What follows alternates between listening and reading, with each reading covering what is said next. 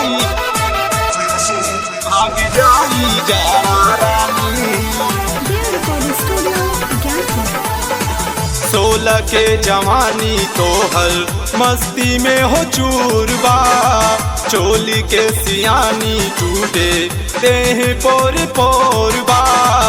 आवही करी जा तोहर चुम्मा लिहल जाई, भागी जाई जाड़ा रानी, बढ़ जाई गर्मी हो, भागी जाई जाड़ा रानी।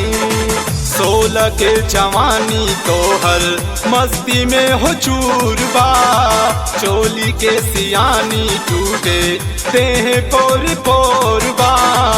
आवही करी जा तोहर चुम्मा लिहल जाई, भागी जाई जाड़ा रानी, बढ़ जाई गर्मी हो, भागी जाई जाड़ा रानी, भागी जाई।